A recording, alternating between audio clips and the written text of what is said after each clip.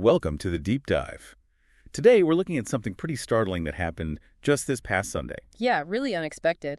The Mexican Navy's tall ship, the Cuauhtémoc, actually collided with the Brooklyn Bridge. Exactly. Happened Sunday, May 18th, 2025. We've gathered information from, well, quite a few places. Reuters, AP, BBC, The Independent, Politico, Gothamist, Washington Post, CBS, Fox, Times of India, even some video footage. So our goal here is to sort of piece together what exactly occurred, the immediate aftermath, and what we're understanding so far. Right. It's quite the image, isn't it? This grand, tall ship.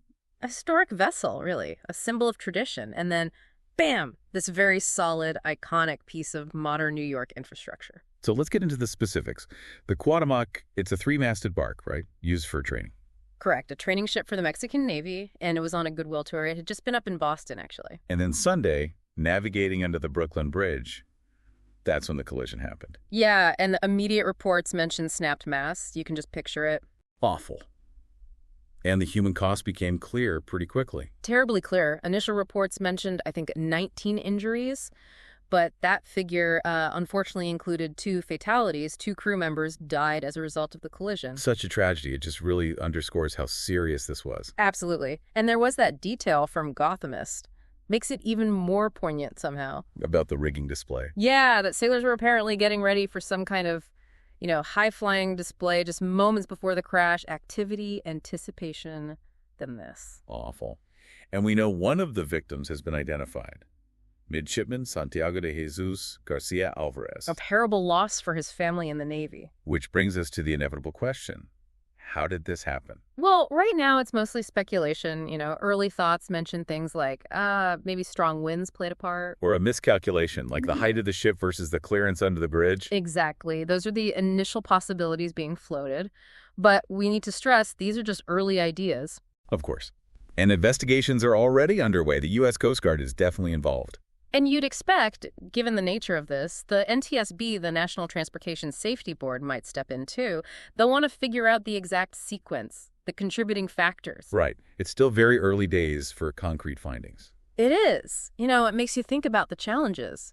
Maneuvering a vessel like that, a tall ship relying on wind to some extent. In a busy, constrained waterway like the East River, with fixed bridges. Precisely. It's that interface between traditional seafaring and modern urban infrastructure. And the immediate impact was felt beyond the ship itself, wasn't it? Oh, definitely. Parts of the Brooklyn Bridge had to be closed to traffic for a time. It affected the city directly. And you really pick up on the sadness in the reporting. Condolences coming from both Mexican and U.S. officials. A real sense of shared shock and sadness. It transcends the operational details. Does an incident like this, thinking bigger picture for a moment, raise questions about, say, naval training protocols or bridge safety? I think it has to, inevitably. It prompts a review, certainly. How do training and safety protocols keep pace with, well, dense urban environments and mixed maritime traffic? It's a constant evolution. And what about the ship itself, the Cuauhtémoc? We know the masts snapped. Suggests pretty significant damage, at least to the rigging. The investigation will need to look at the hull's integrity too, of course. I imagine the video footage gives some clues there. Okay, so let's pull the threads together. Sunday, May 18th, 2025. Mexican Navy tall ship Cuauhtémoc strikes the Brooklyn Bridge. Masts snap. Tragically, 2 crew members lose their lives. Investigations are now active, looking into the cause. Could be wind, could be miscalculation, could be something else entirely. And the incident caused immediate disruption, closing parts of the bridge, and has led to, understandably, an outpouring of sympathy. And it's so important, as you said, to remember the people involved. Absolutely. This is a profound loss. These were individuals serving their country, learning their craft.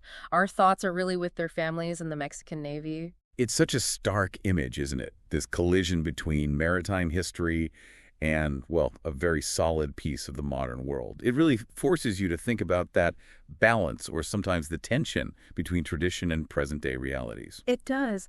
What can we take away from this unexpected tragic event to hopefully prevent something similar? How do we ensure safety for both these incredible vessels and our vital infrastructure going forward? A sobering question indeed. Thanks for this deep dive today.